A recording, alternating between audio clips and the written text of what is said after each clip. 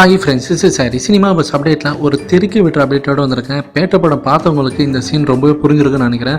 ஒரு சீனில் வந்து விஜய் சேதுபதி சாரோட ஓப்பனிங் சீன் வந்து அவர் அங்கே போயிட்டு அங்கே வேலண்டைன்ஸ் டேயில் கொண்டாடுறாங்க. அந்த லவர்ஸை கிட்ட கலாட்டா பண்ணிவிட்டு அவங்களுக்கு வந்து ஒரு மேரேஜ் ஃபங்க்ஷன் மாரி ரெடி பண்ணுவார்.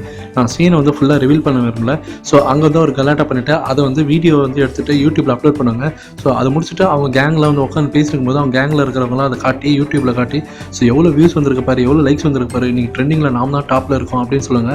அதுக்கு விஜய் சேதுபதி சார் வந்து அப்படி நக்கலாக பார்த்துட்டு அதை வச்சு ஒரு பீர் பாட்டில் வாங்க முடியுமா அப்படின்னு. ஸோ இந்த சீன் பார்த்தீங்கன்னாக்கா குறிப்பாக வந்து யாரெல்லாம் வந்து ஹேட்டர்ஸில் வந்து ஆன்லைன் சோஷியல் மீடியாவில் ட்விட்டரு ட்ரெண்டிங்கில் வர்றது வந்து டாப் தான், அதுதான் பெஸ்ட்டு, அது வந்தாலே போதும் நினைக்கிறவங்களுக்கு இது வந்து ஒரு செருப்படி பார்த்துலாம் வந்து கார்த்திக் சுப்ராஜ் சார் வந்து யோசிச்சு வச்சிருக்காரு அந்த டைலாக் இந்த படத்தில். ஸோ அவரோட மாஸ்டர் மைண்ட் எப்படி யோசிச்சிருக்கு பாருங்கள், அவருக்கு நல்லாவே தெரிஞ்சிருக்கு. ஸோ நம்ம எல்லாருக்குமே தெரியும், ஒரு படம் ரிலீஸ் ஆகுதுனாக்கா அந்த படத்தை எடுத்த ப்ரொடியூசராக இருக்கட்டும், அந்த படத்தை வாங்கி விடுற டிஸ்ட்ரிபியூட்டர்ஸ், தேட்டர் ஓனர்ஸ், அவங்களுக்கு வந்து at the end of the day வந்து அவங்களுக்கு காசு வரணும். அதுதான் அல்டிமேட் மோட்டிவ் ஒரு படம் எடுக்கிறதுக்கு. வசூல் ரீதியாக வந்து அந்த படம் வந்து கலக்கணும், பாக்ஸ் ஆஃபீஸில் ஒரு ஹிட் அடிக்கணும், அங்கே ரெக்கார்ட்ஸ் படைக்கணும். அதுதான் எல்லாருக்கும் தேவை. ஏன்னா ஒரு படம் ரிலீஸ் ஆகி ஒரு 10 வருஷம் கழிச்சு 15 வருஷம் கழிச்சு அந்த படம் பண்ண ட்ரெண்டிங்கோ இல்லை கொண்டு வந்த வியூஸோ லைக்ஸோ வந்து பேசவே பேசாது. அந்த படம் எவ்வளோ வசூல் பண்ணிச்சு பாக்ஸ் ஆஃபீஸ்லன்றதான் பேசும்.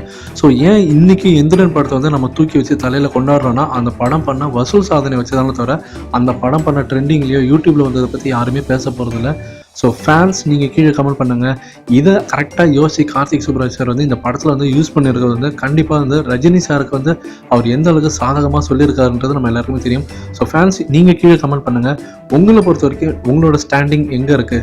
நீங்கள் வந்து பாக்ஸ் ஆஃபீஸ் கலெக்ஷன் தான் ஒரு படத்துக்கு அல்டிமேட்டாக வந்து ஒரு ரெக்கார்ட் படைக்கக்கூடிய ஒரு விஷயமா பார்க்குறீங்களா, இல்லை யூடியூப்லேயும் ட்விட்டர்லேயும் ஒரு ட்ரெண்டிங் கொண்டு வந்தால் போதும், அதுவே ஒரு படத்துக்கு ஒரு முழுமையான வசூலுக்கு ஒரு முழுமையான ஒரு சக்ஸஸுக்கு போதுமானதான்றதை நீங்கள் சொல்லுங்கள் ஃப்ரெண்ட்ஸ்.